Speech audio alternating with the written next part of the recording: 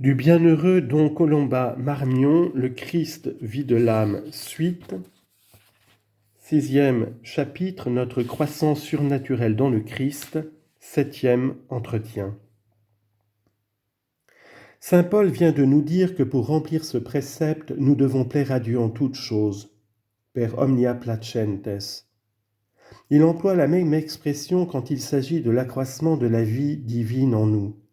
Crescamus per omnia. Ce terme revient plus d'une fois sous la plume de l'apôtre et il est plein de sens. Que veut dire par là saint Paul ? Croître par toute chose ? Qu'aucune action, du moment qu'elle est vraie au sens que nous avons dit, n'est exclue du domaine de la grâce, de la charité, du mérite, qu'il n'en ait aucune qui ne puisse servir à l'augmentation en nous de la vie de Dieu. Saint Paul a détaillé lui-même ce mot, per omnia, dans sa première lettre aux Corinthiens. Soit que vous mangiez, dit-il, soit que vous buviez, soit que vous fassiez toute autre chose, faites tout à la gloire de Dieu. 1 Corinthiens 10, 31. Et aux Colossiens, quoi que vous fassiez en parole et en œuvre, faites tout au nom du Seigneur Jésus, rendant par lui des actions de grâce à Dieu le Père. Colossiens 3, 17.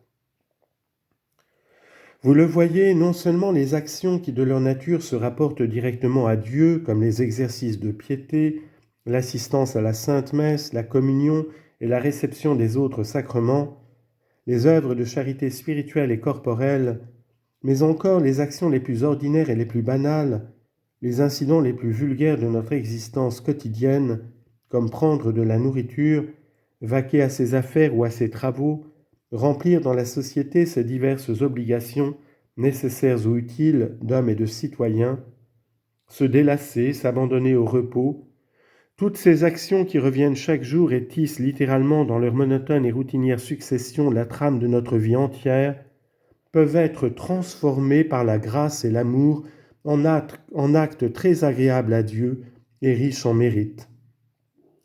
C'est comme le grain d'encens, un peu de poussière sans consistance, mais lorsqu'il est jeté dans le feu, il devient un parfum agréable. Quand la grâce et l'amour saisissent tout dans notre vie, alors toute notre existence est comme une hymne perpétuelle à la gloire du Père céleste. Elle devient pour lui, par notre union au Christ, comme un encensoir d'où s'élèvent des parfums qui le réjouissent. Christi bonus odor sumus Deo. 2 Corinthiens 2, 15. Nous sommes en Christ la bonne odeur pour Dieu.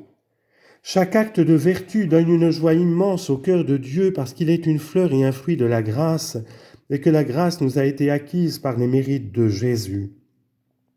In laudem gloriae gratiae sue. Éphésiens 1, 6. On lit en note. Ces petites charités quotidiennes, ce mal de tête, ce mal de dents, cette fluxion, ce cassement d'un verre, ce mépris ou cette moue, bref, toutes ces petites souffrances, étant prises ou embrassées avec amour, contentent extrêmement la bonté divine, laquelle, pour un seul verre d'eau, a promis la mer de félicité à tous ses fidèles. Les grandes occasions de servir Dieu se présentent rarement, mais les petites sont ordinaires. Faites donc toutes choses au nom de Dieu et toutes choses seront bien faites. Extrait de saint François de Sales dans l'introduction à la vie dévote. Fin de note.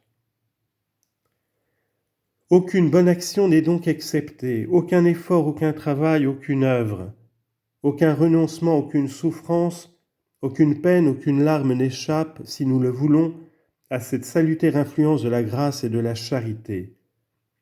Oh, que la vie chrétienne est simple et sublime. Sublime parce que c'est la vie même de Dieu sortie de Dieu, venue en nous par la grâce du Christ et aboutissant à Dieu. Agnoceo Christiane dignitatem tuam.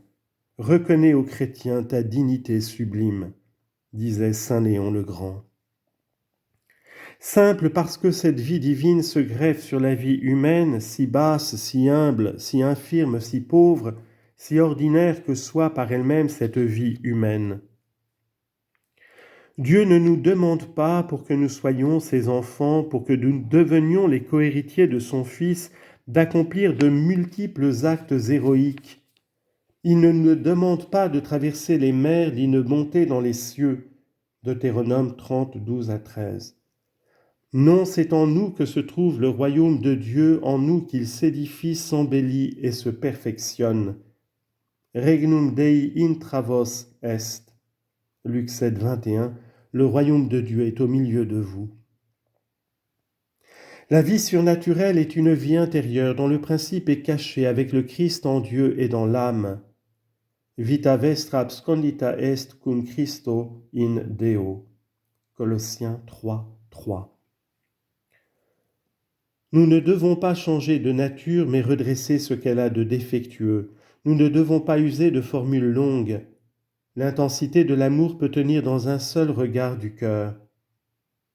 Il nous suffit de demeurer dans la grâce sanctifiante, de tout rapporter à Dieu et à sa gloire par une intention pure, et dès lors de vivre en homme à la place que la Providence nous a assignée, en accomplissant la volonté divine, en remplissant le devoir du moment présent, et cela simplement, paisiblement, sans agitation, sans fièvre, avec cette confiance intime et profonde, faite de liberté d'âme et de joie intérieure, de l'enfant qui se sent aimé de son Père et lui rend cet amour dans la mesure de sa faiblesse.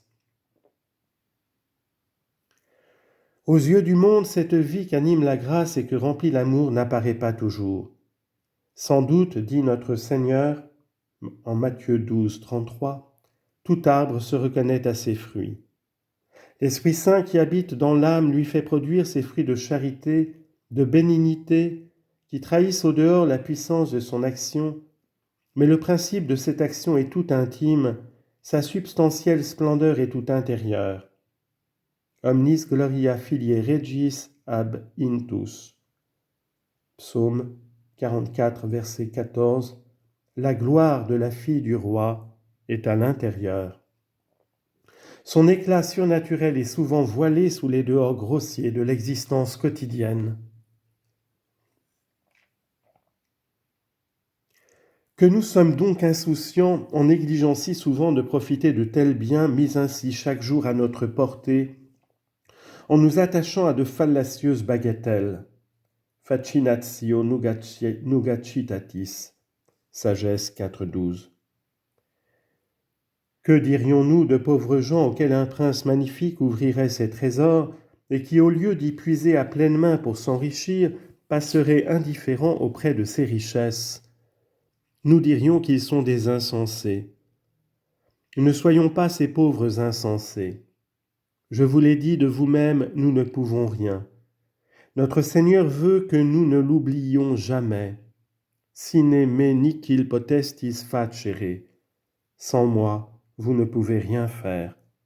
Jean 15, 5. Mais quand nous possédons sa grâce en nous, celle-ci doit devenir, avec l'amour, le principe d'une vie toute divine. Il faut que, avec la grâce du Christ, nous fassions tout pour plaire à son Père. Je puis tout, dit saint Paul, en celui qui me fortifie. Omnia possum in eo qui me confortat. Philippiens 4, 13.